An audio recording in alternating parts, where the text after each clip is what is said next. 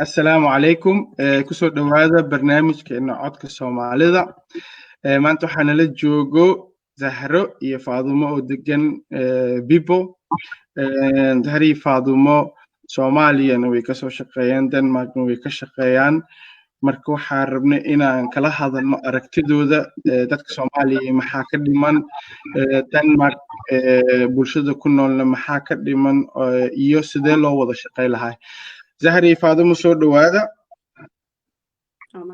ومعصنتا محمد hataa Faadumo ka bilaawno Faadumo adiga iyo sida hadda u sheegay Soomaaliyana experience u leedahay Denmarkna experience u leedahay marka aragtidaada maxay tahay موضوع بلارن waaye marka ugu horeysa maxamed adiga iyo teamkaaga waa idin mahad celinaya runtii waxay la tahay Soomaali hadaan nahay meel walba aan joogno xaaladda Soomaaliya iyo sida ay tahay saameyn bay nagu leedahay hataa qofku si kasto uu dhaho ma aragtay aniga Soomaaliya mar hore ay ugu dambeysay wax badan kala ma socdo dhigahan ka laabanaya haddana wadankii si baynu ugu xirannahay faamiladeeni baa jira dadkeenu ka nimi baa jira waa meeshanu ku abtirsanayno de qof walba guri iyo meel buu ka yimi marka waxaan isleeyahay qofka Soomaaliga ahi meeshu doon adduunka ka joogo wuxuu si toos ah ula danqadaa ama ula socdaa waxa ka socda wadankiisa hooyo runtii dadku markay gudaha joogaan wax badan baad ku baraarugsaneen marka gudaha joogto xoogaa tahay ama qof shaqeeyo tahay oo nolosha ma aragtay ama ka shaqeey dawladda u shaqeey ama si private u shaqeey wax badan aadan runtii ku baraarugsaneen oo aan ku muuqan oo hareeraha ka dhacaya laakiin tusaale ahaan anigu markan ka soo tagay dhowr sano ka hor oo qurbaha imi waxa la dhaho ma aragtay eye opening ama qof amoodid in hadda uu fahmayo nolosha adduunka oo dhan baa noqonaysaa oo wax badan aan runtii arkaysaa waxyaabo aan micno kula lahayn hadda micno kula leh waxyaabaha hareeraha ka dhacay oo arkaysay in duruuftu keentay u jeedaa maanta marka dibadda timi in la xallin karo oo xal loo heli karo marka Soomaaliya problemada haysta waa badan yihiin laakiin kulleyba waa u sii gudagelaynaa laakiin waxaan kusoo koobayaa saddex dhinac problemku uu ka taagan yahay oo midda guud ay tahay maadaama aan nahay wadan burburay oo 30 sano iyo wax ka badan hadda maraayo burbur dawlad rasmi wixii ka dabeeyay oo dawladda isbedelay mar walba ay wadanka imaanayeen mid walbana aysan ku guuleysan boqolkiiba boqol sidii laga rabay dawladnimo waxaan haysta burbur siyaasadeed tan kale oo jirta waxa waaye siyaasadii iyo hogaankii dalku iyo dawladdii marka ka burburto waxa iyaduna burbur ku imaanaya arrimihii mujtamaca ama bulshada waxa social loo yaqaano iyadana way naga burbursan tahay oo runtii de wadan burburay bilaa nidaam intaas oo sano ah waa fahmi kartaa iyo burbur dhaqaale oo saddexda meelood oo runtii de wadan ka jiro ama uu ka soo kabto ama laga qiyaas qaadan karo wadankaas inuu ku socdo wadadii saxda ahayd oo dawladnimo baa inaga ka burburay marka see loo soo dhisayaa waxa dawladaha isbedelayay oo ilaa 2002 alifkii ku meel gaar intii laga baxay loo baxay dawlad rasmi ah dawladda Xasan Sheekh dawladda hadda joogta oo dawlad adduunka ictiraafay ah wali waxa lagu jiraa ma aragtay dhismihii dawladnimo oo soo kabanaya oo marka nidaamkii hoggaanka dawladnimo iyo institutionsku ay soo kabtaanba haddana waxa ka maayo oo iyaguna yacni soo muuqanaya inay horumar sameynaya arrimihii socialka caafimaad ha ahaato waxbarasho ha ahaato horumar ha ahaato jidad la dhisay ha ahaato iyo wixii lamid ah sidoo kale dadka dhaqaalihii iyo ma aragtay ganacsigii iyo isaguna waa ma aragtay wuxuu la socdaa horumarka soconaya marka su'aashu waxay tahay annaga hadda aniga Sahar qurba joogta kamida oo muddooyinka hadda dambe qurbaha joognay dadkii naga horreeyay qurbaha yimi maxamed oo kale oo laga yaabay inuu ku dhalan gaaray inay ku dhalato xataa ma aqaani oo qurbahan yacni ku soo koray wax ku bartay oo ilaa maanta aan weyn tahay dadka kula mid ah see u caawin karnaa marka Soomaaliya oo problemada inta tira la soo martay maantana joogta wado ay horay la rabo in looga sii wado maxay tahay kaalinta aan ku yeelan karno inaga qurba joog ahaan oo ma aragtay rebuildingka waxa la dhaho state rebuilding ama dawladnimadii in dib loo soo kabo maxaan kaga qayb qaadan karnaa waxayna ila tahay inaynu hayno waxyaabo badan oo ugu horeyso khibrad oo aan ka dhaxalnay systemkan iyo wadamadan aynu joogno oo horumaray oo boqolaal sano ka hor dadkoodu system dowladnimo oo dhisan intii loo dejiyay ilaa maanta lagu caanamaalayo oo wax walba u jeedid in mar hore laga fikiray sanado badan ka hor marka khibraddu waxa waaye waxaad indhaha ka aragtid oo indhaha aad ka baratid iyo waxa si practical ah ula kulantid iyo aqoonta aan meeshan ka helnay oo ah cilmiga qofkii iskuul galay jaamacad ka baxay dadkeena wax bartay dhalinyarada jaamacadaha dhameeyay oo xirfado kala duwan runtii leh oo ma aragtay field walba laga helayo qof Soomaali amaanta inaan ku celino human resources yacni dadka wax bartay oo human resources ah inaan wadankii ku celino oo kaga qayb galno oo lagu dhiirado dhalinyaro hore nagu horreysay oo ku dhiiradeen oo wadankii la tago oo ma aragtay kii ganacsi sameynaya kii la tagaya fursad ma aragtay sida ganacsi loo abuuro maanta jaamacadaha looga baxay dhalinyaro badan oo shahaado ku haysta sida ganacsi loo abuuro from scratch dad badan waxay barteen siyaasadda iyo maamulkii oo garanaya maanta dawladda hoose ee banaadir exactly maxay u baahan tahay oo adduunka si ula jaan qaadi kartaa dad badan oo waxaan sanaa dhaqaatiir injineeraa jira yacni field walba oo maanta loo baahdo miidiyihii dhinac walba waxaa jiro dhalinyaro Soomaaliyeed oo runtii la dhihi karo de inagu Soomaali baynu nahay wadankan minority baynu ka nahay fursado waxa laga yaabaa qofku inuu shaqo haduu helo uusan fursad intaa ka sii badan uusan helin shaqada markuu helo 37 saac baa la shaqeeyaa saamaynta iyo isbedelka aad ku yeelan karto meesha ka shaqeynaysid aad bay u yartaa maxaa yeelay wadankan mar horaaba laga sii fikiray oo dadka horeeyay awoyaashu intaas soo mootan baa sii dhisay oo nidaamku waa iska diyaarsan yahay xafiiska markaad timaadid waxa lagu leeyahay foomka buuxi xagga gal computerka wax walba waa la sii dejiyay wax fikir badan kaaga baahan ma ahan laakiin qofka maanta dhakhtarnimada bartay oo halkan ka bartay Denmark jooga Soomaaliya haduu biri tago isbitaal ku yaal Xamar ama Hargeysa u tago wuxuu u jeedaa wax kasta oo dayacan oo uu soo bartay oo wax ka qaban karo marka wuxuu sameyn karaa isbedel uusan ka sameyn karin marka uu maanta halkan joogo Denmark oo aad u saameyn badan marka kulay waa go'go'sanayna intaasaan marka hore ku furi lahaa insha Allah ay Zahra adigana ku soo dhawaaw Zahra farqiga u dhaxeeya maxay tahay Soomaaliya joogo iyo Soomaalida inta joogo oo wadanka bismillah marka hore Maxamed adiga iyo media group waa idin mahad celinaya runtii arrin wanaagsan ayaad sameynaysaa mar walba oo ah in dadku ay isku yimaadaan oo la wada hadlo mar haddii la rabo in la wada hadlo wax badan ayaa horta la qaban karaa Soomaaliya markaan u gudbo su'aasha ah iyo Denmark ama qurbahaba aan dhahno sida Faadumo hore u sheegtay qofka markuu yimaado wadan kale waxyaabo badan oo uusan wadankiisa ku soo arkin ama ka jirin ayuu kala kulmayaa مثلا هذا 10 سنة أنا جوجا فاضل 8 سنة 9 سنة أملينا ميلها سنة هاي 7 سنة مركا وقتي بدن وعلى إيه كرا مركز اللو فيريو حلية أنا عن كسر شقين الصومالي يحلي هذا ما أنت جوجنو وحيابها أنا عن كأرجني أما عن كبرني مركا عن إيماني فرق وين أقول لك صرت أنا وطن كان وطن بربرسان ومركا هراء haddana sidaas ay jirto dawladda badana iskaga kala dambeeyay ama kumeel gaar ha ahaato ama dawladda hadda joogta ha ahaato oo nidaamo kala duwan iyo marba meel sii joogto maalin walba jaaniska hadda maanta annaga wadamada horumar aan ku haysano waxyaabo badan oo wadankeena aan kaga qayb qaadan karno oo maanta hadda aan dhihi karo wax la taaban karo ama qaar hadda annaga naga mido wadamadan ka tagay oo wadankii tagay oo wax badan oo runtii muhiim ah oo dadkuna u baahan yihiin ay soo kordhiyeen oo badan jiro daruufo badan iska jiraano dhibaatooyin badan iska jiraano haddana saasay tahay dadku ma niyad jabsano mana niyad jabi doonaan inta ay wadankooda mar walbaaba ay ka fikirayaan inay gaarsiiyaan horumarka ay ka barteen wadamada kale ama nidaamyada wadamada kale ka jira inay ku kordhiyaan runtii anigu waxaan dhihi karaa farqi weyn ayaa u dhaxeeyo wadankan annaga hadda maanta aan joogno iyo Soomaaliya sababtoo ah nidaamka inta ka jira xagga kama jiro معناها سيستم كجود يدتكو سيدة أفهمسين حتى دولة نماذج وأي قف والباب يساقوا مسؤولية إسكساري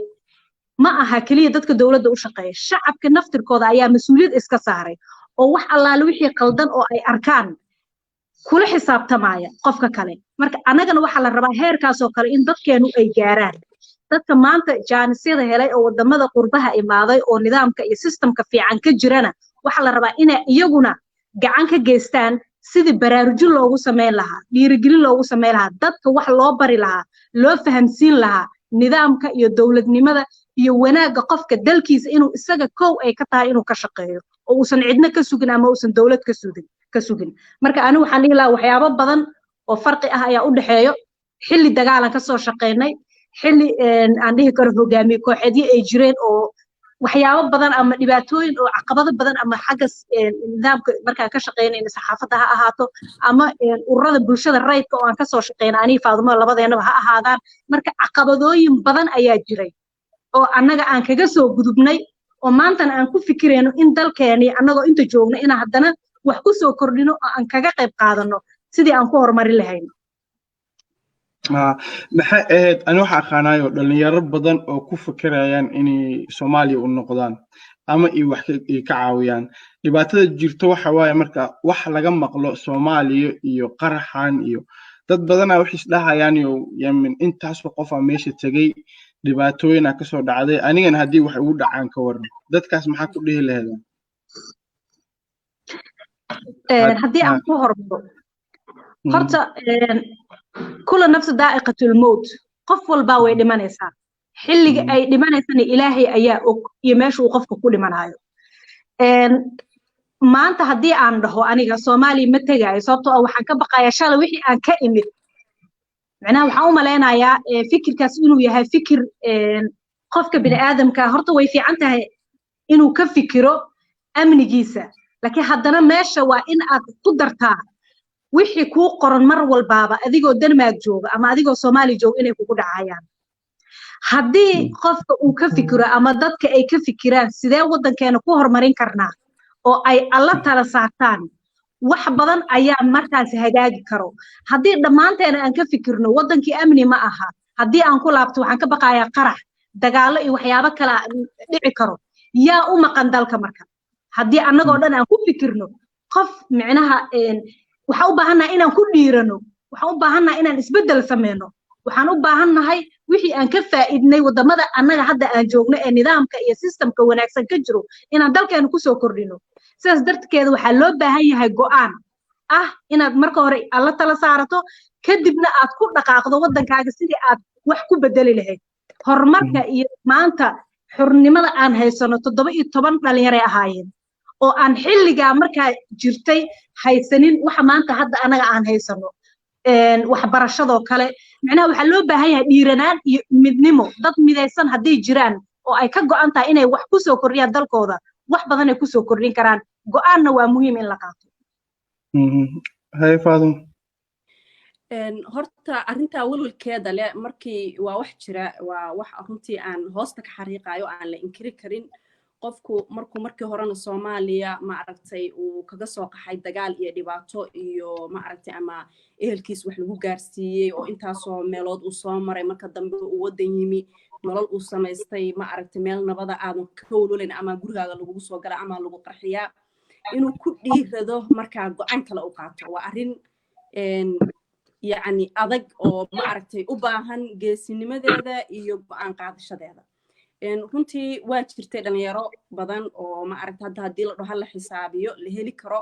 oo wadankii intay go'aansadeen tagay oo ma aragtay business ka sameeyay ama isku dayay inay isbedel ka sameeyaan oo naftooda ku waayay laakiin sida walaasha u sheegtay su'aashu waxa waaye ma baqaynaa oo inta naga dhimatay iyo waxa nagu dhici doona ma ka baqaynaa inagoo dhan mase waynu ku dhiiranaynaa oo dad badan waa ina ka dhiman doonaan khatarta waa qaadanaynaa marka waxa ila tahay tan dambe inay sax tahay maxaa yeelay wadan walba adduunka oo soo burburay oo macnaha wadamadan aan joogno dhan dagaalay soo mareen ilaa dagaalkii koowaad adduunka ilaa wixii ka dambeeyay ilaa iyaga dhexdooda yani dagaaladaas iyo burburkaas mararka qaarkood waxba ma jirin system ma jirin wadan dhan baa la baabiyay dadkooda dhan baa la baabiyay haddana maanta u jeedaa meesha marayaan marka maxay ku gaareen waxay ku gaareen shacabkii oo isku tashaday kulley dad naga mid ah way dhimanayaan wayna tagayaan oo systemkan intuu socdo dib u dhiska dad badan bay waayayna laakiin kulligeen inaan maskaxda gashano wadankaani inagu inoo baahan yahay haddii maanta qof walba uusan waajib iska saarin oo uu ku dhiiran oo uusan dhihin okay halkaanan joogaa adoo halkan joogaad wax badan haddana qayb ka noqon kartaa oo socda oo wadankii ka socda ha noqoto dhiirigelin waxa ugu yar oo qofka Soomaaliga uu contribution ka dhigi kara social media waa aragtay dad badan oo Soomaaliyeed baa dadka isku dira oo qabiil ka hadla oo balaayo ka hadla oo leef soo gala oo wax yar markay meel ka dhacaan buugmuniya kuwa badan beenba iska soo qora yani kuwaas qof kamid ah haduu jiro oo maanta uu go'aan ku gaaro inuu buunbuuninta iyo beenta iyo propagandada iyo qabaa'ilku isku diray dadku caynayo uu faraha ka qaado oo at least wax positive ah sawir qurux badan wax wanaagsan wax dadka isku soo dhaweynaya uu ku bedelo taa laftirkeeda dib u dhiska iyo contributionka iyo ummadan maskaxda ka baaba'day inay dib u soo laabato rajadooda ay qayb ka qaadanaysaa marka arrintu waxay u baahan tahay runtii ku dhiirisho waxaan aaminsanahay dal walba dadkiisa dhisa waliba dadkiisa markaan leeyahay waa dadka dhalinyarada ah oo maanta xooga ah oo ma aragtay aqoonti ka buuxdo oo xoog ka buuxo oo energy ka buuxo dadka waayeelka ah oo sii tagay ma ahan dadka daalay ma ahan dadka laga yaabo in systemyada hore iyo qabyaaladii iyo wixii la isku baabiyay maskaxdooda ay ka buuxdo oo maskaxdooda already ayba buuxdo ma ahan waa dadka maskaxda freshka iyo dhiigga cusub ku jiro marka waa ku dhiiranaynaa insha Allah inaga dhanna taasa ma aragtay balan inoo arag iyo dumar in lagu dhiirado oo dalkan runtii inagu ina sugaya cid kale oo ma maqna ceelna oo maqna intaan ognahay hadda ha noqoto nadaafad ha noqoto gurmadeedii ay arkayseen markii daadadku dhacaan markii abaaruhu dhacaan waxaad arkayseen gawaari intaas ah oo ma aragtay raashin laga buuxinayo dhar la gurayo magaalooyinka laga gurayo yaa sameeyay waxaas oo dhan oo dadkii ku filnaaday qaxay oo ma aragtay daadadka qaxay ama banaanka fadhiya ama dhaxantu haysay yaa u gargaaray intaan ka warayo dhalinyaro ahaayeen is ururiyay oo iskood isu abaabulay marka taariikhda adduunkana waynu la wadaagnaa Soomaaliya laftirkeeda ma dib ugu noqotid de sida la sheegaba SYL ba xorriyadani keentay oo niman dhalinyaro ahaayo intooda badan aysan high education haysan iyo waxbarasho sare iyo technology iyo waxaan maanta inagu aynu haysano marka waxaan u baahanahay inaynu ku dhiirano waxaan u baahanahay dhalinyaradu inay yani anigii adigoo magaalo kala duwan ka yimi iyo deegaan kala duwan oo laga yaabo siyaasadda maanta inaynaan isku si u arkin maxaa yeelay xaaladda waddanka ku jiro haddana waa inayna gaarsiiso garashadeenu iyo aqoonteenu iyo wixii iskuullada aynu ku baranay iyo waxaynu akhrino taariikhda adduunka ah inaynu intaa isaga soo dhowaan karno inaynu wax isla dhisan karno maanta taa laftirkeedu dhalinyaradu inay qaabka u fakaraan waxay ku dhiirigelinaysaa qofka dhalinyarada ah inuu ku dhiirado inuu dalkiisii dib u dhiskiisii iyo ma aragtay wanaagiisii iyo horumarkiisii uu qayb ka noqdo marka waxyaabo badanaa dhalinyarada runtii challenge ku ah oo ma aragtay laakiin marka la dhaho dhalinyaradu waa xaabo ninka siyaasiga ama qabiilku sidii ma aragtay qoryaha xaabada ah oo dabka lagu shito yaa dhalinyarada qoraada loogu shidaa inta dagaalo dhacay Soomaaliya dhalinyarada qayb u ahayd oo loo adeegsaday oo ninka dambe oo qabiilka ama siyaasiga uu gadaal ka soo riixayay laakiin markaad fiirisid intooda badan dhalinyaradaasi waa dhalinyaro duruufta looga faa'iideystay oo intooda badan aan iskuul aadin oo intooda badan aan aqoon lahayn qofku markuu maanta ugu yaraan dugsi sare ka baxo ama jaamacad ka baxo waa qof indhuhu u kala baxsan yihiin oo wax akhriyay oo qofka la midka adduunka kala jooga fahansan siduu u fakarayo iyo heerka horumarka يعني waxa uu ku gaaray marka ma suurtagelayso aad bay u adkaanaysaa wayna adagtaa runtii intaanu aragnay in qofka noocaas ah xaaba laga dhigto oo dabka lagu shido yani wuxuu leeyahay no this is not the right way si kale oo arrintan loo xaliyo baa jirta si kale loo geli karaa maxaynu dadka ula dagaalamayna maxaynu rabnaa su'aalo badan buu qofku keenaya maxaa yeelay waa qof maskaxdiisa aqoon ku jirto marka aqoonta inaynu ka xirowno dhalinyaro ahaan oo u fikirno fikirkeenu u madax bannaanaano iyada laftirkeedu waa qayb aan jeclahay dhalinyarada Soomaaliyeed inaan ku dhiirigeliyo oo runtii waddankan dib u dhiskiisa qayb weyn ka qaadan doonta maalinwad Cabdullaahi Xasan waxaan ka hadlaynaa systemka oo Soomaaliya u fiican sida u aragteen Soomaaliya uu xiso systemyaal badan soo maray haddana systemka ugu dambeeya waa kan la dhaho 4.5 iyo sidee u aragtiin marka haddaa qaybta siyaasadda ka hadlayno maxaa u fiican systemkee u fiican Soomaaliya sidii ugu soo noqoto sidii awal ahaa jirtay ma systemka hadda socdaa ma system kala maxaa aragtidiina maxaa waa haddaan Zahra ku bilaabo waa mahadsantahay Maxamed wax badana horta laga hadlaa nidaamka hadda Soomaaliya ka jiro ee ah 4.5 ee dawladda lagu qaybiyo aniga hadda waxaan u arkaa waddankeena maadaama dhibaatooyin badan iyo dagaalo sokeeye iyo kuwa qabaa'ilba ay ka dhaceen oo runtii burbur xoog leh dalkeena uu soo gaaray dadkeenuna ay soo gaareen waxaan u maleeyaa xalka inuu ku jirto horta si la isku qanciyo waxa la yiri horta 4.5 ka xal ma ahane xaq ma aha laakiin waa xal baa la mooday oo armay sidaan ku hagaagaysaa oo dadku sidaan ku kala nabadgelayaan laakiin anigu waxaan qabaa 4.5 wax la dhaho ma aaminsani xalna uma arko in 4.5 maanta qabiilna la yiraahdo waa qabiil weyn oo ma aragta meesha ugu sarreysa siiyo midna la yiraahdo waxba ma aha waa 5 ama 0.5 micnaha anigu wax wanaagsan uma arka inay tahay laakiin dadka siyaasadda oo doroso waxay sheegaan oo inta badan ay ku soo celceliyaan waxaan u aragnaa in maanta ay tahay xal xalka maanta ay tahay ilaa inteen ku sii jiri karnaa waxaan u jeednaa waqti badan inay nagu qaadatay inaan ka gudubno haddana ay nagu sii qaadan doonto sababtoo ah marka aad si u fiiriso mararka qaarkood dadka waxay qaar ay ku qanacsan yihiin in sidaa lagu sii jiro oo 4.5 kan dowladda lagu qaybinayo qabaa'ilku ay sidaa qaarna la leeyahay way sarreeyaan qaarna way hooseeyaan oo wixii wax cadaalada aysan jirin balse waxaan aniga inta badan aan ka fikiraa goormee ka bixi doonaa goormeesa dadkeenu ay u arki doonaan wax 0.5 la dhaho inaan ka gudubno oo aan si cadaalad ah oo si siman ay dadku wax u wada qaybsadaan waxaan u maleeyaa arrintaas inay qaadan doonto waqti dheer oo ay dadka xitaa ay gasho oo miskaxdooda ay ka dhaadhacdo in la yiraahdo 4.5 maanta waa ka gudubnay qabiilkaasaa wuxuu qaban karaa madaxtinimada dalka qabiilkaasna wuu qaban karaa maanta waxaan ognahay in qabiilada la yiraahdo qabiilada waaweyn waa ayaga ay mar walba ay ku soo laalaabato balse waxaan u maleynayaa insha Allah inaan ka gudbi doono hadduu Ilaah yiraahdo faaduma adigana sidee kula taa systemkan ka waran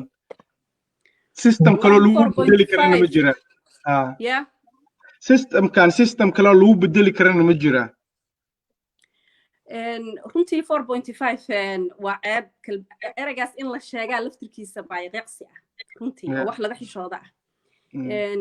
hadda adduunkan aynu joogno qof marka iskala sheekeysatid oo ku weydiiyo Soomaaliya see dawladda lagu soo galaa see baarlamaanka lagu soo xuraa runtii waa laga yaabaa idinkana inay mararka qaarkood idinku adkaato way ugu adkaataa inaan sharaxo inaan 4.5 wax la dhaho oo qabiil ku salaysan aan wax ku kala qaybsano 2020 ka xaggaasaana la maraya marka aad bay runtii ceeb u tahay bariga isaga ah waxa la lahaa xal weeye xaq ma ahan waa lagu soo mooday oo ma aragtay de wax walba waqti baa la qaataa waana laga gudbaa waxbaa lagu soo kala qaybsaday waa lagu ammaan helay wadankii waxa waay Soomaalida at least dawladnimo u dhalatay maanta marka maxaa weeye waliba 4.5 kibaynu ku sii soconaynaa maya runtii waxaan isleeyahay dad badan baa ku dulman dumarku waxa ugu horeeyaan runtii oo anaga dumar ah oo muddo badan civil society anagoo matalayno shirar badan oo arrimaha Soomaaliya lagaga hadlayo dagaalo badan ka galnay iyo doodo badan dadka ugu horeeya oo ku dulman dumarka mujtamaca la dhaho baa number 1 ka ah sababtu waxay tahay markii la dhaho 4.5 oo qabiil ah oo oday uu soo qoraayo baa gabaray wax ku leedahay gabadhiina waxa soo qoraayo uu yahay odayaasha Soomaalidana khayr Allah siiya aan ognahay meesha gabadhu xagga awood qaybsiga ay kaga jirto booska iyo qiimaha ay ka leedahay gabadha Soomaalida ah inaba chance ma laha inta yar oo hadda baarlamaan ku jiro oo dawladii 2002 la soo dhisay tii ku horeysay oo systemkaas dad ka soo shaqeeyay anigu aan ku jiray waxay ku soo galeen gabdhahaasi 30% quota wax la dhaho oo international community go odayaashii iyo nidaamyadii markaa waday oo dawladda dadkii soo xulayay oo madaxda ahaa iyo qabaa'iladii odayaashooda la soo xulay lagu khasbay yaa lagu khasbaayay international community ma ahan wax dadka Soomaaliyeed ka yimaadaan gabdhaheena aan intaan siino marka 30% gaa liiri gabdhaha siiya qabiil walbo 20% xataa ma dhamayn 12% meelahaas gaarsiin laakiin wuxuu ahaa wax ma aragtay talaabo horumar oo markii ugu horeysay gabdha inta tira leeg ee baarlamaankii soo fariistaan muddo kadib burburkii kadib waxaan u arkaa marka haddaan soo koobo runtii inay nagu tahay ilhaano maanta inagoo ma aragtay Soomaaliya meel wanaagsan ay marayso dadkeedu si fiican u fakarayaan dadkeedu ay wax barteen dadka ujeedada maanta madaxda oo ama golo wasiiraha ku jiraan baarlamaan ay ku jiraan intooda badan ay aqoon-yahan yihiin in يعني لغو سلايو قبيل إن وح لغو قيبصدو إلهان إنو تهي وحان رجيننا إنو كبدمنو محوية حالكو حياة بدن بنقان عدكو زهرة ده حتى مكاقو قوية مايا سفي أنا ومقلا عدكو ما قوقا أنا ويقو قوية ومالين هاي موبيل كيغا دب وباهن مركا حالكو محوية هاي حالكو حياة بدن ونقان كرا هادا وارتي ودمدا عن شوقنو waxa ugu muhiimsan waxa weeye dadka in tirakoob lagu sameeyo yacni deegaanka gobolka hebel x ah imisa shacab ku nool tirakoob rasmi ah ma aha wax dadku iska dhahaan intaasaan tira la egnaa ama intaasaan nahay ama 5 milyan baan nahay tirakoob rasmi ah oo daqiiq ah oo la soo saxay oo dad professionals ay soo sameeyeen dadkii marka la tirakoobo markaa dadka siyaasiyiinta iyo dowladda dhinacyada u qaabilsan iyo stakeholderska waxa la dhaho intii laga fariisto la dhaho okay gobolka x intaasoo shacaba ku nool imisa baarlamaan buu xaq u yeelan karaa marka waxay ku soo baxaysaa xisaab jaan go'an oo la yaqaano oo la fahmi karo oo istaadir caalami ku socota laakiin marnaba 4.5 ma aragti xal nooma noqonayo 4.5 dad badanaa ka qayliyo waa arkay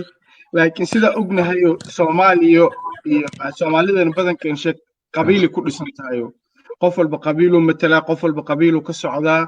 inii la bedelana way adkaanaysaa haddaan dhahnana waa bedelayna systemyaashu soo dhow marka waxa waaye waa democracy-gana aad inooga fogtay ila tahay adinka maxay idinla tahay ilo one man one vote ku jireen one man one vote ma nagu soconaysaa marka haddaan Soomaalinahay runtii one man one vote waa ku khasbana inaan qaadano because maanta adduunku inta badan systemkaasu yacni qofka shacabka ah iyo qofka uu dooranayo waa inaan loo dhaxayn one man one vote micnaheeduna waa intaas aniga iyo qofka aan rabo deegaankayga degmada aan deganahay inuu imatalo waa aragteen xildhibaanada hadda magaalooyinka inuu deganahay innaga u codayna baarlamaanka innaga u codayna qofka warqad yara u soo dhacaysa wuu codaynaya meel kale aad sii maraysiyo oday aad u daba fariisanaysid iyo kuwa meel ku jiro wax soo qorqoraya iyo waxaas ma jiraan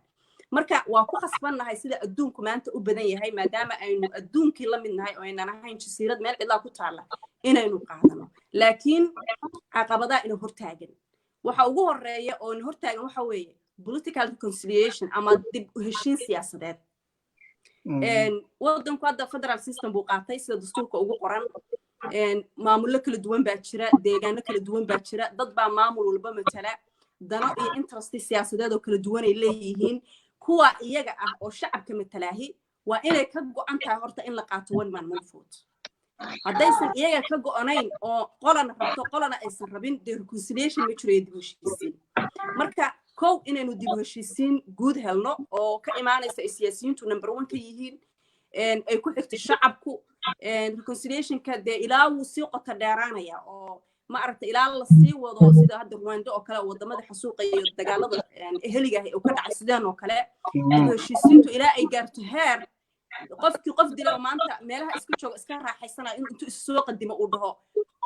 dadka ka dilay hal li cafiyo macnaha heerar badan ay maraysaa marka waxaan u baahanahay dib u heshiisiin rasmi ah oo siyaasi ah oo mid shacab ah oo mid ma aragta cadiyadii waddanka ka dhacay ah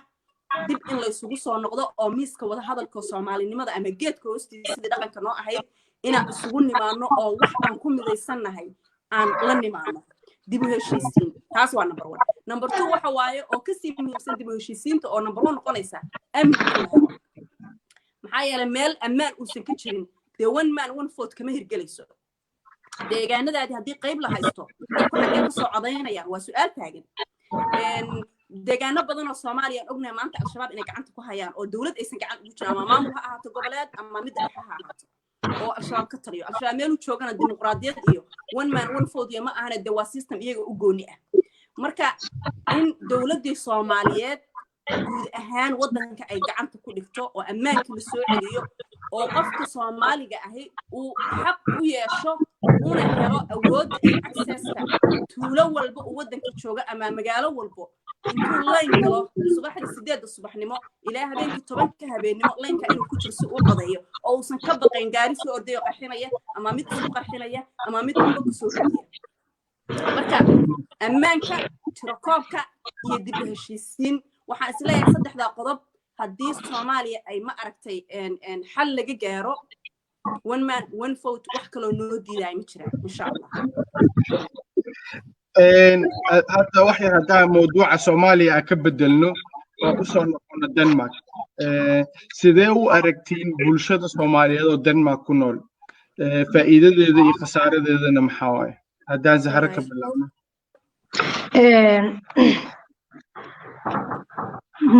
mar haddaan ka hadlayno bulshada ku dhaqan dadkeena Soomaalida ah ama dadkii hore u soo gala wadanka ama dadka cusub oo annaga hadda ka mid nahay inkastoo hadda dadka cusub aniga aan dhihi karin qof mar hadduu 10 sano gaaro inuu cusub yahay ma u maleynayo horta waxa jiro ururo badan ma sha Allah waana wax fiican horta markii si loo fiiriyo in ururadu ay badan yihiin qaybo kala duwan ay ka shaqeeyaan ama waxyaabo kala duwan ay u dhisan yihiin inay ka shaqeeyaan laakiin waxa aad muhiim u ah una baahan in dadku ay isfahmaan ayadoo la kala aragti duwan yahay ama la kala shaqo duwan yahay haddana maadaama iyadoo Soomaali la wada yahay oo maanta anigu haddaan Soomaali ahay adiguna Soomaali tahay laba urur haddii wadankii ama magaalada annaga hadda aan joogno aan ka hirgelinay inaan isfahmi karno oo wada shaqayn karno sababtoo ah dadka kale ee cadaanka ah ama dadka hadda anaga aan la noolnahay mar walba markuu waxay noo arkaan dad Soomaali ah meesha doonta ka imaaw maanta haddii wax qalad ah uu qof Soomaali ah uu sameeyo adigana dabcan way ku saameynaysaa oo waa qof Soomaali ah magaciisa isla wadataan laakiin markii si loo fiiriyo mararka qaar waxaad moodaa in ururadii ma sha Allah ee bateen haddana aysan wada shaqaynin oo meeshu ay ka maqan tahay wada shaqayntii marka taas waxa aniga u arkaa inay tahay dib u dhac ama saameyn haysato bulshadeena Soomaaliyeed mar haddaanan wada shaqayn karin waxa meeshii ka baxayo inaan mideysanahay oo waxyaabo qaar aan hal fikir ka wada nahay oo aan hal meel uga soo jeesan karno marka ani waxaan u arkaa wadamada qurbaha hadda aniga hadda markii xilliga aan imaanayay iyo maanta oo aan xoogaa joogo in farqi weyn uu ii dhaxeeyo shalay markaan imaanayay waxaan ka imid wadan burbursan oo dawlad ka jirin waxaan imid wadan nidaam ka jiro oo system uu ka jiro oo kala dambeyn ay ka jirto marka waxaan ka fikiray maadaama wadan burbursan ba aad ka soo shaqaysay maxaa ku diidayo inaad wadankaana aad ugu yaraan ku soo kordhin karto wixii shalay adoo meel burbursan ah kaga soo shaqaynaysa inaad dadkaagiina aad maaragtay ka mid noqoto dadku wax ku soo kordhin karo ama ugu yaraan xitaa intaad meel isku imaadaan aad ka hadli kartaan maxaa inoo dan ah sida haddaba inta badan anaga aan sameeyno oo aan tusaale u soo qaadan karno dhowr jeer inaad idinku casuuno fiidba oo kale si bulshadeenu ay dad isku xiran u ahaan lahaayeen oo ay uga tashan lahaayeen aayahooda sababtoo ah shalay markaad wadan qurba ah aadan aqoonin aad timid waxyaabo badan iska jiro oo dulduleelyo ah oo ama adiga aadan aqoonin ay ka hoos bixi karto ama qof kale oo walaalka oo yimid uusan la socon nidaamkii marka sidaas daraadeed waxaa waajib ah oo muhiimna ah in dadku ay yihiin dad isfahamsan isku xiran dan guudna ay ka wada dhaxayso oo wada shaqayn karaan ay faadum adigan in ma dhameystay Zahra waa dhameystay faadum ku sii kordhin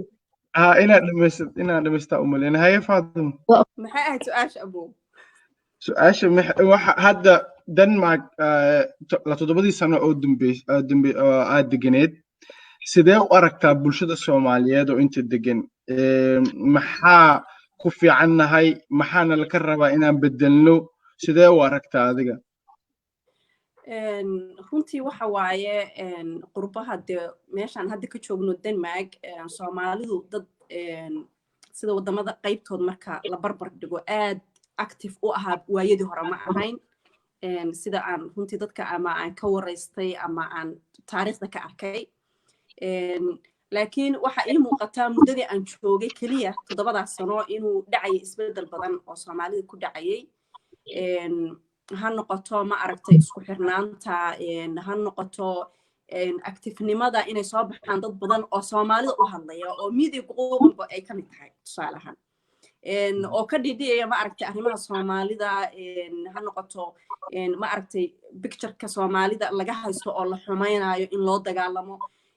kacdoono badan oo social media abaa la sameeyay pages badan oo dad Soomaaliyeed oo wallahi aniga laftirkaygu beriga aan la yaabay inta qof Soomaali ah oo ma aragtay aqoontaas la jaamacadda ka baxay meesha ka shaqeeyay jagada haya oo soo galay oo ismuujiyay macnaha iyagoo ka dabaaqtamaya dad badan oo wadankan cunsuriyiin oo shaabad lagu dhuftay ah Soomaalidu wadankan culays ay ku yihiin faa'iido uma keenin macnaha marka intaasoo qof oo dhalinyaro ah oo runtii dad waaweyn xataa ay ku jireen dhalinyaro u badan oo ma aragtay isu soo muujiyay oo hadlay oo meelo badan ka hadla social media ah marka isbedel weyna ii muuqda oo ah Soomaalidii dadkii da'da yaraa khaasatan oo aqoon-yahanka ahaa oo inta badan dhaqanka hore oo Soomaalidu aan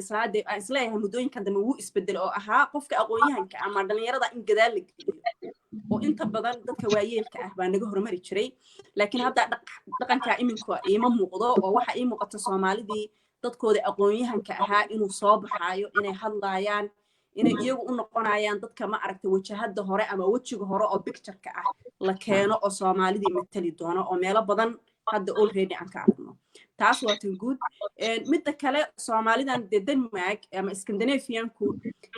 wadamada waxay ku xiran tahay wadan walba siyaasadiisa iyo qaabka system ahaan dawladdu ay u dhisan tahay u shaqeyso ma ahan meel dadka Soomaalida ah haday noqoto ganacsiga oo kale ama qofku inuu taajir noqdo ama businessman ama businesswoman caan ah oo ma aragtay dhaqaale fiican haysta ma loogu talagelin oo wadanka inta badan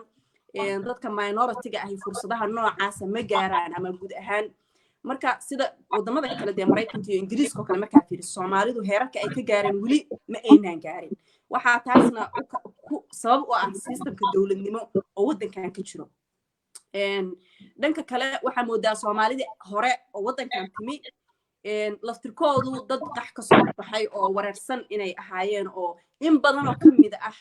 wadankii kama aysan faa'iideysan xaqiiqda marka laga yaabo caawa dadkii wadankan muddo badan joogay inay xoogaa hadalka ay ka xumaadaan laakiin dacaayad waaye annaga cusub iyo dadkii naga horreeyay runtii aan isku turturno marka qaarkood dad badan oo Soomaali ah waxaan isleeyahay kirbaashka inta badan media oo nagu dhaca oo cadaankan ma aragtay cunsuriyiinta ah ay la dhacaan waxay ka arkeen dad badan oo Soomaali ah oo wadankan muddooyin hore yimi oo runtii systemka aan ka faa'iideysan systemka marka ma ahan inaad qof taajir ama qof siyaasi ah noqotid ama la yaqaano laakiin inaad qof ahaan isu dhistido ma aragtay jaamacadihii la galo oo ilmihii ma aragtay iskuulada laga saaro oo yacni la caawiyo oo marka problem badan oo dhankaasaan haystay laakiin aan isleeyahay waa soo kabanaya oo hooyadii marka iyadoo aan jaamacad helin fursadaas ama waxbarasho high ma aragtay level aan helin ilmaheedii ay gelisay oo ilmo badan hooyooyinka soo saareen maanta oo aqoon leh baa soo baxay oo ma aragtay Soomaalida matalay u hadlay marka mid kaliya aan ku soo koobaya oo ah wali arrimihii qabiilka arrimihii wadan ku soo burburay Soomaalida kama dhamaan qurbaha way ku jiraan runtii siyaabo badan ha uga qayb qaataan taasi waxay keenaysaa marka isku xirnaantii arrimo badan oo horumarineed sida saar carab ku dhufatay sida ururada oo kale oo mujtamaca oo maxalliga ah oo kale in mararka qaarkood lagu dabaqo ma aragtay qabyaalad iyo wixii wadankeena soo burburiyay runtii waa challenge khibrad aan u leenahay aan aragnay aan la kulanay wali taagan waxaan rajaynayaa taasna in runtii laga gudbo oo habeenkii dhowto doodiina ku jirta dee markii la arko urur in la dhaho qofka yaa chairman-ka ah ama maarta yaa hogaamiye ka ah markaa loo saarayo shaabad qofkii markaa kursiga hogaaminta fadhiya la dhahayo maya qabiilkaasaa meeshaa wata marka taasna inaan ku gudubno oo qofka aynaan u fiirin qabiilkee yahay iyo magaaladee ka yimi laakiin aan u fiirino maxamed oo wiil walaalkay ah muxuu ku fiican yahay muxuu yaqaanaa aqoon-yahan waay xaggaas ku fiican yahay meesha aan uga faa'iidaysano qof walba meelbu ku fiican yahay marka waxaan rajaynayaa taasna inaan dadka annaga hormuudka u nahay dhalinyarada waxbarata wax fahmaysa inaan dhiiri gelino oo barno oo u dulqaadano markaynu kala kulanno mujtamaceena kale runtii sida aan annaguba hadda ururaan ka shaqeynaa Soomaali ah dad ajnabi oo ku jirna Soomaalida waa wadnaa dulqaadan ku wadnaa iyo in dadkeena la soo gaarsiyo heer ma aragtay ay isfahmaan in waxa hore loogu socon karo uu yahay midnimo iyo qofka inaadan u fiirin qofkaan xagee ka yimi iyo yuu yahay iyo laakiin u fiirisid hebel master x muxuu qaban karaa muxuu soo kordhin karaa muxuu wadaa marka guud ahaan waxaan isleeyahay isbedel wanaagsan oo rajo leh baa ii muuqda hadda sidaa u ogtihiin iyo ururar badan oo Soomaaliyeed jiro Denmark ma idinla tahay in magaalo kasta laga heli karo hal urur oo Soomaalida matalo mas ururan badan faa'iido noogu jirto hadda Zahra ka bilaawno way ka baxda Zahra intii soo noqonayso Faadumo adiga haddana su'aasha ku soo celinaa su'aashu waxay ahayd waa dad badan ka cabdaan in ururo badan jiraan Denmark oo magaalo kasta 5-6 urur ka jiraan ma faa'iido kula tahay mase khasaare kula tahay in intaas urur jiraan tan kalena ma heli karaa ay kula tahay magaalo kasta in hal urur yeelato raalli haddii su'aasha aniga la ii wado codka iga go'ay haddaan dib ugu soo laabtay Faadumo miyaa mise aniga ila hadlaysay ku soco abaay ku soco su'aasha ma maqashay ma maqli waa qadka waa ka baxay sida uu ognahay dad badan waxay ka cabadaan in ururo badan jiraan ururo badan oo Soomaaliyeed ka jiraan magaalo kasta hadda magaaladan Odense 6 camal ka jirto ama 7 ma aqaani Copenhagen waxa ka jira 3 jibaarkeed 4 jibaarkeed ururadaas badan ma faa'iido noogu jirto haddaan Soomaali nahay mase waxa noo fiican in magaalo kasta hal urur oo Soomaali ka jirto horta in ururadu ay badan yihiin laakiin ay shaqooyinka ay qabanayaan ay kala duwan yihiin wax fiican waay aniga maanta haddaan urur ka shaqeeyo arrimaha caafimaadka aan ku jiro oo Faadumana ay ku jirto urur kale oo wax kale isagana ka shaqeynayo marka qaab noocaas oo kale ay yihiin inay badan yihiin oo urur walbaaba wax gaar ah uu ka shaqeeyo way fiican tahay laakiin guud ahaan marka ururada ay iswada leeyihiin oo hal waxna ay ka wada shaqeeyaan haddana ay kala aragti duwan yihiin oo aan la isku imaan karin oo aan la wada hadli karin oo aan danta guud laga shaqeyn karin ani waxaan u arkaa inay tahay dhabar jab waxaa muhiim ah dadku inay wada shaqeyn karaan inay danta guud ay ka wada hadli karaan in qof walbaaba ururkaas isagoo wado haddana uu ururkan kale ama dalad kale oo guud inay jirto oo waxyaabo muhiim ah si guud looga wada shaqeyn karo isagoo qof walbaana gaarkiisa uga shaqeynayo ururka taasna waxaan u leeyahay waxyaabo kala duwan marka ururka la sameynayo qof walbaaba mabda iyo ujeedooyin gaar ah ayaa ururka loo sameeyaa marka inay kala duwan yihiin ayaa suurtagal ah sidaas daraaddeed hadday bataan laakiin ay wada shaqeyn karaan oo danta guud laga wada shaqeyn karo aaday muhiim u tahay oo la isku wada fahmi karo Faadumo adiga sidee kula tahay waxay ila tahay horta ururadu Soomaali ahaan hadday bataan faa'iido khasaare labada way keenayaan tusaale ahaan ururada saynu u naqaano laftirkeeduna waa kala duwan tahay sida dadku u yaqaanaan waxa jiro ururo u qaabaysan qaabkii jaaliyad wax Soomaali ahaan lagu dhaho jaaliyad tusaale ahaan jaaliyadda Soomaaliyeed oo fiibo oo kale haddaan soo qaato hadday yihiin ururada qaabka u qaabaysan ururadaasi inta badan ma ahan ururo sida ururada waddankan oo kale aan ku naqaano ama ahan waa ururo inta badan ka shaqeeya isku xirka dadka tusaale ahaan haddaan ku soo qaado arrimaha qaaraanka oo kale inay qaaraan ururiyaan qof baa xanuunsan qof baa wax ku dhaceen qof baa waddanka laga saaraya qof baa u baahan in looyar loo qabto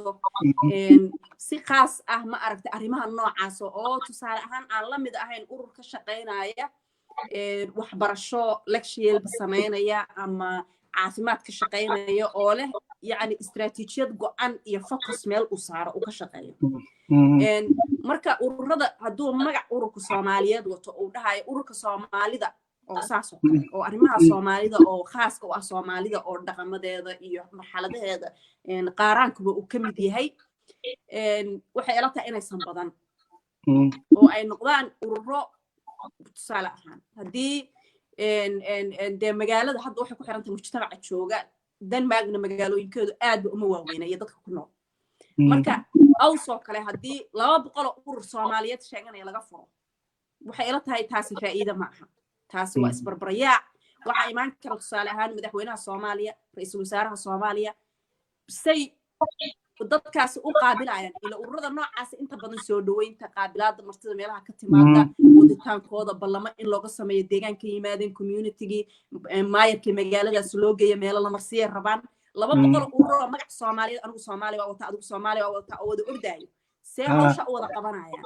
macnaha picture-ka ay ka bixinayaan magaalada iyadaan haduu hadda ra'iisul wasaaruhu uu yaabaya adigu ururka Soomaaliyeed baa ka ururka Soomaaliyeed yani ما إلا في عنا تاسو كله وحي إلا في عنا مجا Soomaali haduu ururku wato oo Soomaali lagu matalaayo in lagu midoobo oo ma aragtay haday rabaan 4.5 ku qaybsadaan ila Soomaaliya waa lagu qaybsadaayo oo aysan ku qancin wax kale laakiin in la mideeyo oo la isugu yimaado oo ma aragtay la dhaho aan haday doonaan gudoomiye aysan samaysan laakiin dad group ah oo wada shaqeeyo oo haday doonaan wada siman oo xilalkoodu siman yihiin si loogaba cararo shaabadan la isku dhufanayo oo qof walba uu mas'uuliyad dhinaciisa ka qaato in la sameeyo laakiin ururadan kale oo foo'inada aan naqaano oo Denmarkna ka jiro caadiyan ka ah oo sharciyada leh oo nidaam kale oo ma aragtay inta badan qaaraamada iyo waxaas iyo aan ku mashquulin tusaale ahaan mabdiisu uu yahay waxbarashada inuu ka shaqeeyo oo focuskiisa istiraatiijiyadiisa visionkiisa missionkiisa waa waxbarashada wax ka baxsan lagama hadli karo wax ka baxsan laguma soo dari karo halkaas uu leeyahay oo uu ku shaqeeya ama waxa laga yaabaa ururku inuu balaaran yahay oo laba program uu doorto uu dhaho waxaan ka shaqeynaa arrimaha waxbarashada iyo culture-ka markaasna wadacado macnaha specific ah buu ka shaqeeya uu leeyahay kuwaas oo kale way badan karaan oo ma aragtay qof walba field uu ka shaqeeyo buu dooran karaa ma fahmaysaa aniga adigu isla shaqeynaa aniguna waxaan rabaa inaan waxbarashada focus ka saaro adna caafimaad ka shaqeynaysaa waa laba field oo kala duwan marka kuwaas haday noo bataan mid kala soo baxay culture mid kala soo baxay luqadda Soomaaliga dadka bara mid kala soo baxay saaran sameeya wixii in la kala duwo oo iyaga laftirkooduna wada shaqeyn ay leeyihiin laakiin si kale looma sameyn karo miya hadda fi dawladda Danish-ka hadii rabaan inay Soomaalida la shaqeeyaan waxay isku dayaan urur Soomaali ah oo dadka dhan matalo inay la shaqeeyaan hadda lacala lama dhihi karo miya magaalo kasta inay hal jaaliyad ii lahaato oo jaaliyadaas qaybo kala duwan leeyahay yani jaaliyadu waxa la dhihi karaa hadda udins ka soo qaadno qaybta jaaliyada Soomaaliyeed udins laha qayb waxay ka shaqeyn kartaa caruurta qayb sportiska qayb dumarka yani dadkii oo dhan in hal meel laga xukumo ilaan taas waxay keenaysaa horta in lagu qaato serious ina dad jira aad tihiin tan kalanayo ina dadkiina oo dhan loo arko dad oo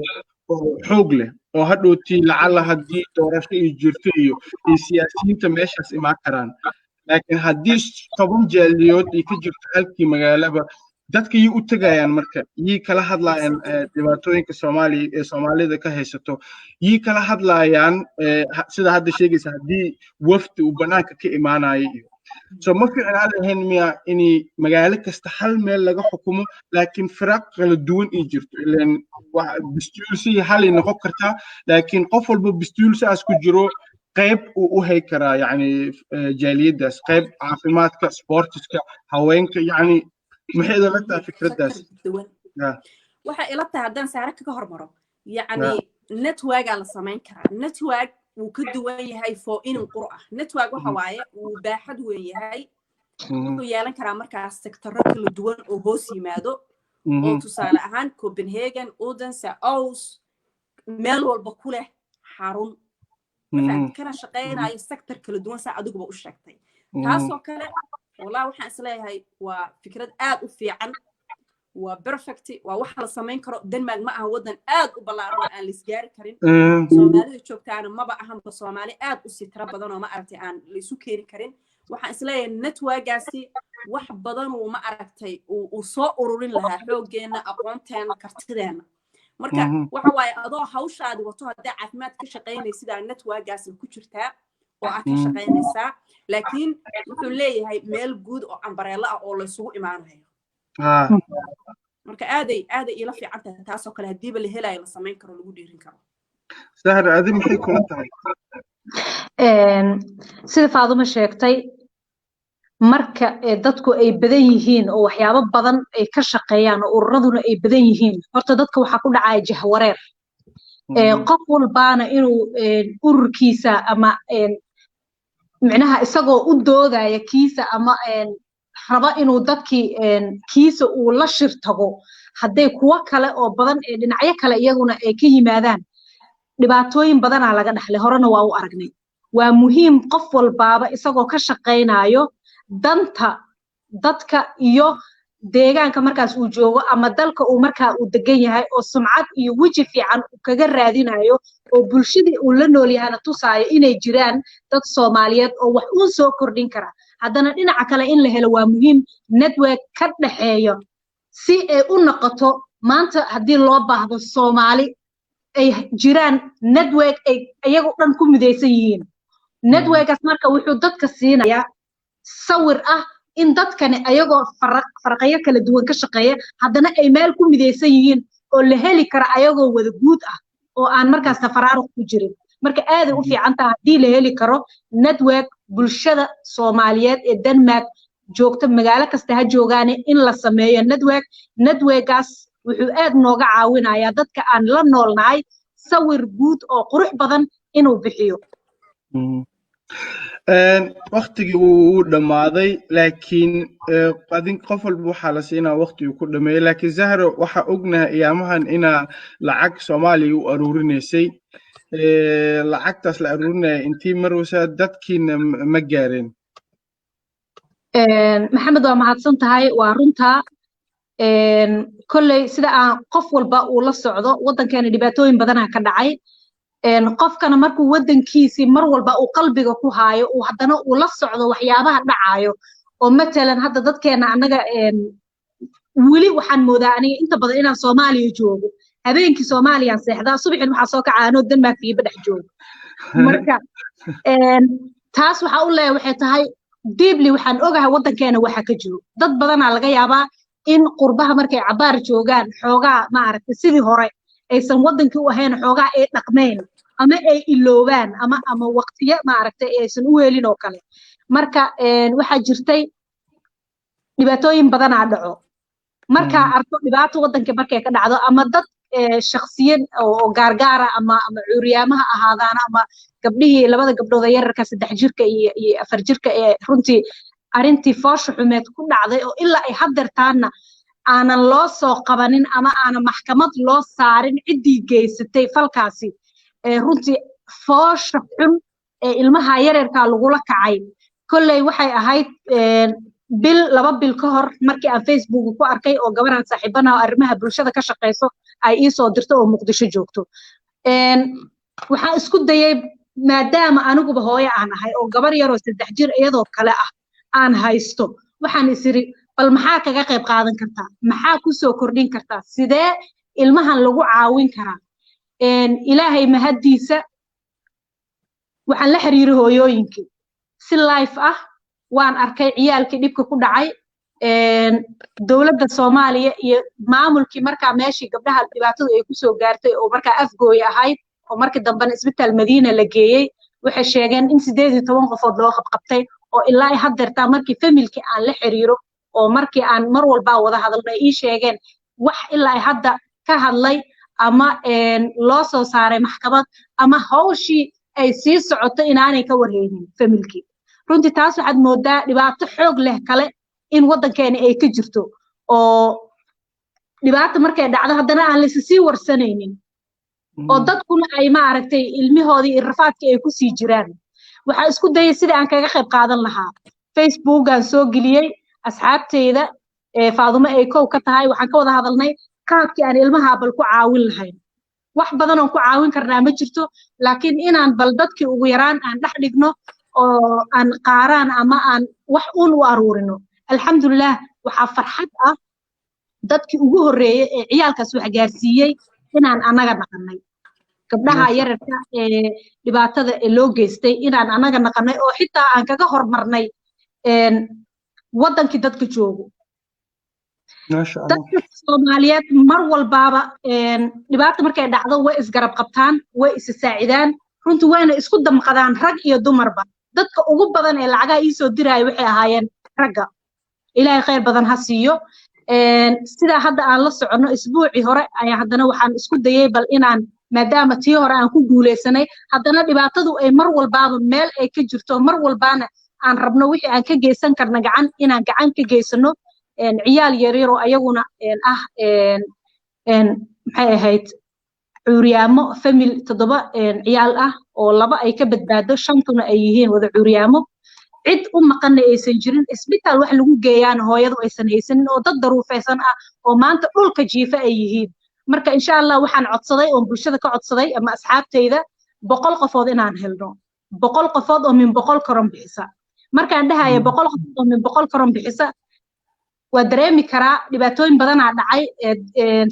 muxuu ahaa roobab badan iyo daadad badan magaalooyin badan ka dhacay sadaqooyin badan la aruurinayay lacagihii way farabateen meelo badan wax ku baxbaxo marka waxaan isiri armaad 100 qofood oo 100 koron bixisa ay fududahay qofkuna aysan wax weyn la ahayn dadka hadda maanta Soomaaliya joogna wax badan ay u tari karto alxamdulillah saacadan aan kula hadlaayo 100kii qofood ka badan ayaa soo bixiyay khayr badan Allah siiyo